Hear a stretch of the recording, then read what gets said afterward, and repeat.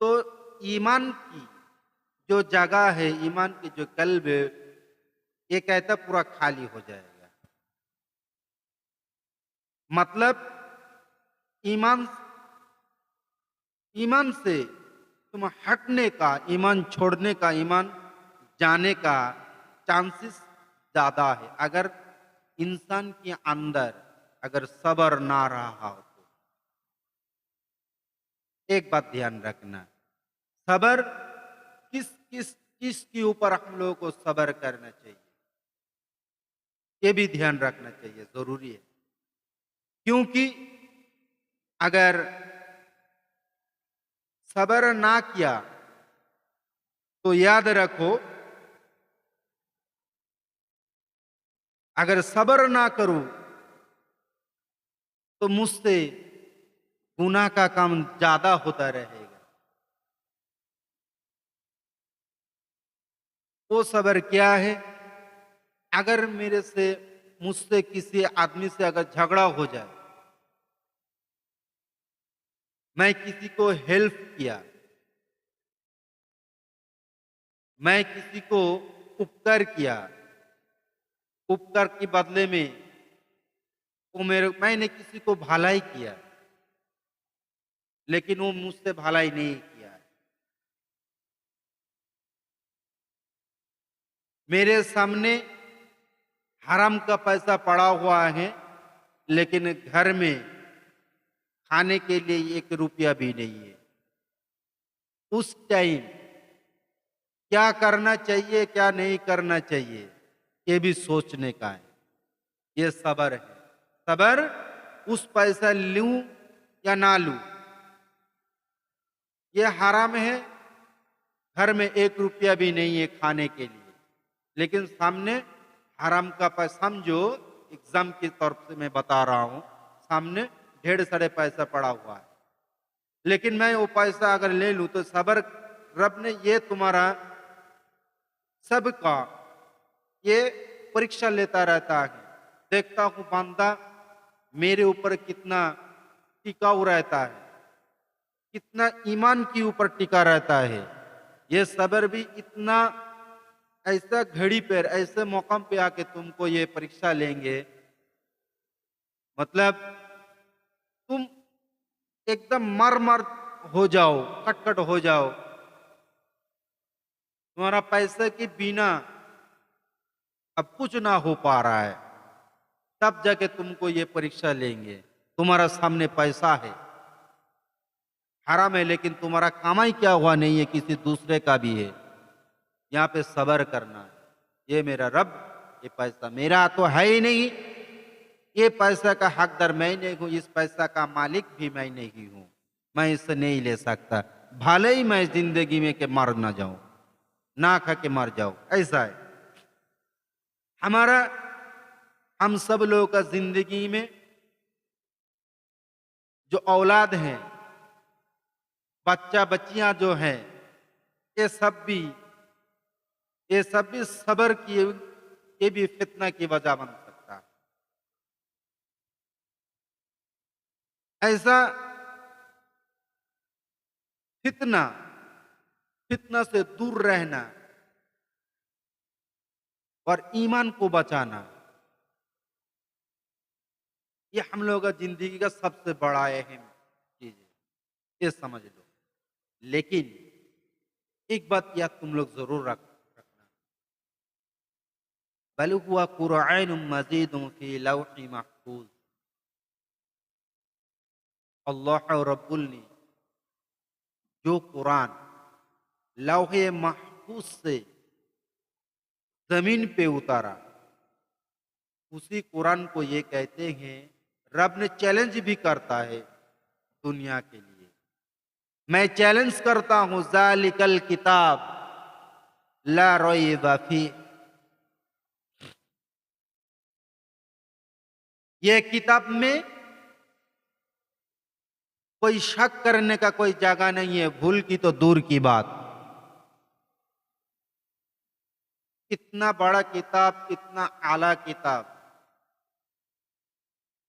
लेकिन इस किताब को हम कितने लोग एक्सेप्ट किया है और कितने लोग नहीं किया। नहीं किया का मतलब ये नहीं है जो कुरान को नहीं मानते, नहीं, मैं ये नहीं बोल रहा हूं। कितने लोग ये कुरान को पढ़ सकता है और कितना नहीं पढ़ सकता है, यही मैं बता रहा हूं। क्योंकि घर में कुरान तो है ही, लेकिन कुरान को कोई पढ़ नहीं सकता है। आज की मुसलमान के घर में, हर घर में कुरान तो है, लेकिन वो हर टाइम उसका तिलावत भी नहीं होता है। कुरान को हर टाइम तिलावत करने को नहीं बोला है। जब भी तुम दिन में एक बार भी कुरान को भी तिलावत कर लो, दिन में एक बार कुरान तिलावत कर लो। अगर कुरान तिलावत करने के बाद तुमको अच्छा लगे, अच्छा महसूस हो, अच्छा फील कर रहे हो, तो और भी कुरान तिलावत करो। इस जगह पे तो हम लोग सबसे बड़ा मार खा गए, क्योंकि हम मुसलमान के घर में अब कुरान की तिलावत होता ही नहीं है, कोई करता नहीं है। मैं देखता हूं, मैं अपनी गांव में, अपने मोहल्ले पे, अपने शहर में भी कहीं भी जाके देखो, मैं देख चुका हूं इंशाल्लाह। एक दो तीन घर में कुरान तिलावत होता है, बाकी घर एकदम वीरान शमशान की तरह। जिस घर में मुसलमान की, जो मुसलमान है, जिस मुसलमान घर में लाहो महफिज का जो कुरान है, अगर उस कुरान को तिलावत ना हो तो उस घर को समझो कबर की बराबर है। कबर, कबर की गड्ढा की बराबर है उस घर। तो याद रखो, कुरान पढ़ना जरूरी है। ऐसा बहुत सारा आदमी कुरान को पढ़ नहीं सकता है। मैं उन लोगों को बोल रहा हूं, उन लोग जरूर कुरान को पढ़ना सीखे। मस्जिद में जाओ, मदरसा में जाओ, मस्जिद के इमाम के पास जाओ, नहीं तो आपका कोई दोस्त अगर पढ़ सकता है तो उसके पास जाओ, जाके पढ़ना सीखो। फिर भी ना टाइम ना मिल रहा हो, आपके पास स्मार्टफोन है, ऐसा बहुत सारा चैनल है कुरान सिखाता है, उसको एक्सेप्ट कर लो, उसको सब्सक्राइब करो, सब्सक्राइब करके उससे तुम कुरान भी सीखो। मैं भी सिखाता हूं इस चैनल के जरिए कुरान। अगर तुमको ये अच्छा लगे तो जरूर एक्सेप्ट करना, अगर ना लगे तो मत करना।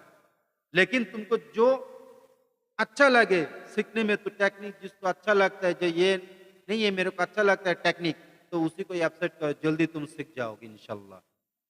कुरान सीखने का ऐसा कोई बड़ा चीज है ही नहीं है। अगर दिल से पढ़ोगे ज्यादा टाइम नहीं लगेगा कुरान सीखने के लिए, कोशिश करके देख लो। इसलिए मैं बोल रहा, सब्र निस्फु बिल ईमान, सबर ईमान का आधा हिस्सा है। ईमान का आधा हिस्सा है सबर। जिंदगी में सबर करना बहुत जरूरी है। बीमारी पड़ गया हूं, सबर करना चाहिए। बिजनेस के घाटा हो रहा है, सबर करना चाहिए।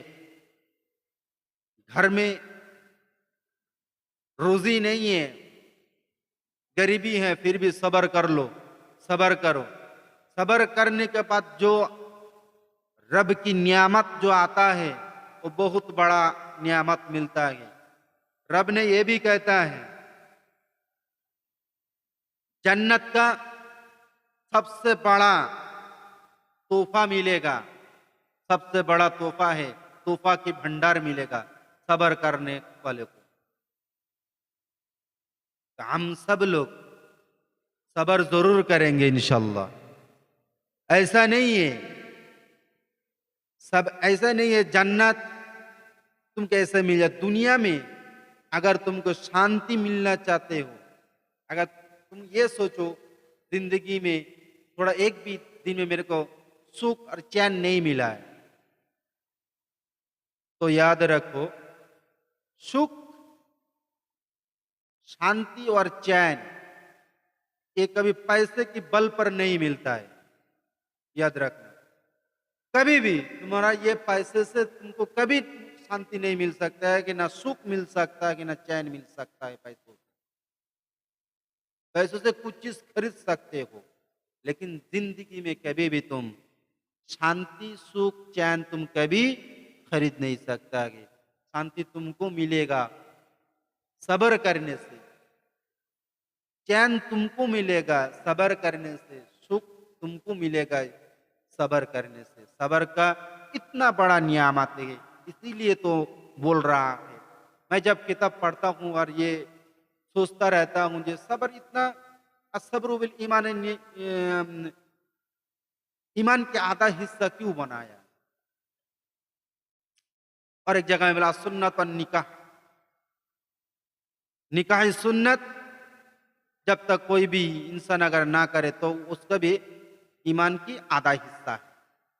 सबर और शादी दोनों आधा, शादी ना करो तो आधा हिस्सा, सबर ना करो, शादी कर ली तो आधा हिस्सा ही है, तुम ईमान का आधा हिस्सा बनाए। फिर उसके बाद सबर करो, सबर करने के बाद तुम ईमान का पूरा हिस्सा बन जाओगे। इसका भी बहुत बड़ा तर्जमा आ जाएगा, लेकिन उतना टाइम तो है ही नहीं है। इस सबर का मतलब क्या है, जिंदगी में जब दुनिया में तशरीफ लाता है इंसान, तब से लेके जब तक कब्र में ना जाए तब तक जिंदगी का सबर की नाव पे हम लोग चलते रहते हैं। लेकिन सबर कितने लोग इख्तियार करता है, कितने पर ये अटूट रहता है, उसके ऊपर चलता रहता है इंसान, ये देखने का रहता है। सबर सब लोग नहीं कर सकते। सबर का बहुत बड़ा नियामत भी तो है, इसीलिए मैं बोल रहा हूं सबर जरूर करो, कुरान तिलावत भी करो। सबर तुम खरीद कर लेके नहीं, घर में तुम छूकर शांति तुम खरीद कर, बाजार से तुम पैसा है तुम्हारा पास, बहुत सारा माल है, लेकिन उसे से खरीद करके बाजार से जाके तुम शांति सुख ऐसा खरीद कर लेके घर में घर वालों घर वालियों को सब तुम देना चाहते हो, तुम ऐसा अगर करोगे तुमको कभी नहीं मिलेगा। एक बात याद रखना, जिंदगी में कभी नहीं खरीद नहीं सकते तुम। ये बिकता भी तो नहीं है, खरीदोगे तो कैसे खरीदोगे, बिकता भी तो नहीं। ये उगाना पड़ता है, कैसे, जमीन में उगाना पड़ता है, अपना दिल की जमीन पे उगाओ, सबर का उगाओ। कैसे उगता है सबर, किसी को गाली मत दो, ऐसा सबर करो जैसा सबर किया था हजरत आसिया ने रदियल्लाहु ताला अन्हा। जैसे सबर किया था हजरत अली करीमुल्लाह वजहू ने, जैने सबर किया था हजरत हुसैन व हसैन अलैहिस्सलाम, जैसे सबर किया था हजरत बिलाल ने। हजरत बिलाल को जब ईमान लाया था रसूल पाक सल्लल्लाहु अलैहि वसल्लम, एक खुदा एक होने पर, रसूल को मानने पर ईमान लाया, तो काफिर ने क्या किया, जमीन के ऊपर लिटा दिया, सीने के ऊपर पत्थर चपवा दिया, सीने के ऊपर पत्थर रख दिया।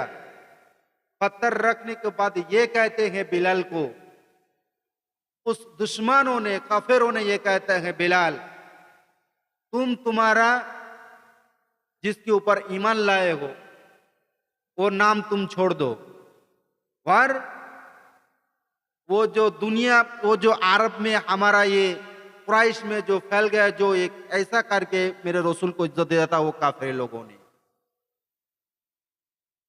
जो वो कुरैश में हम लोगों का एक लड़का है जो ये विभ्रांत कर रहा है, इस समाज को बोल रहा है खुदा को एक करके मानो, उसको बात मत सुनो। तो बिलाल ने क्या कहा था, जिंदगी में जिसको एक मान लिया, समझो, जिसको एक मान लिया और जिसका नबी होना स्वीकार कर लिया, तो ये समझो जिंदगी में मैंने कभी भी उसका दामन और उसका नम मैं कभी भी मैं छोड़ने वाला नहीं हूं। क्यों छोड़ने वाला मैं नहीं हूं, अगर मेरा जान क्यों ना चली जाए, जान भी अगर चला जाए तभी कोई गम नहीं है, लेकिन मैं ईमान छोड़ने वाला नहीं हूं। मैं वो एकता का नाम ला इलाहा इल्लल्लाह मैं कभी भी नहीं छोड़ने वाला। मोहम्मदुर रसूलुल्लाह सल्लल्लाहु अलैहि वसल्लम को मैंने रसूल मान लिए हैं। इसको कहते हैं सबर। कितना परीक्षा लिया है बताओ।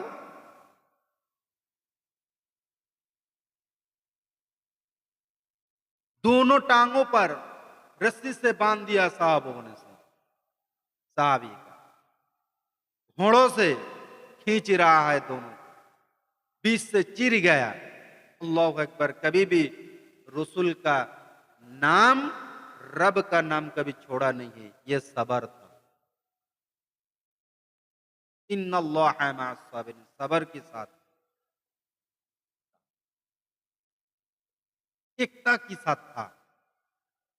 बहुत मजबूत था वो ईमान। इसीलिए तो कहते गए सबर का ईमान का आधा हिस्सा है।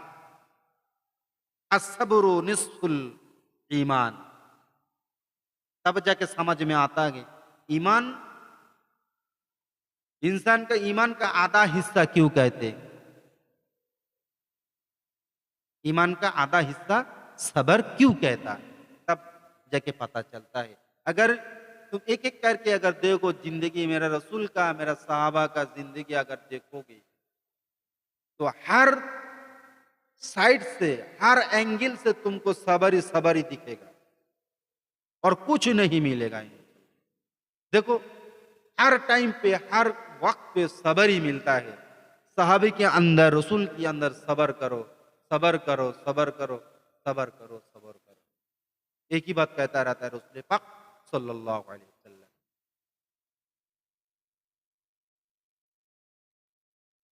सबर, सबर करने वालों को बड़ा नियामत मिलता रहता है। और भी ये कहता है कफा बि नफ्सिक अल यौम अलैक हसीबा। कल क़यामत की कफा बि नफ्सिक अल यौम अलैक हिसाब। हिसाब देने के लिए तुम्हारा जिंदगी का तुम खुद ही, मैं खुद ही काफी हूं। मेरे लिए कोई दूसरा की जरूरत नहीं है। मेरा नफ्स के ऊपर क्या जुल्म किया है,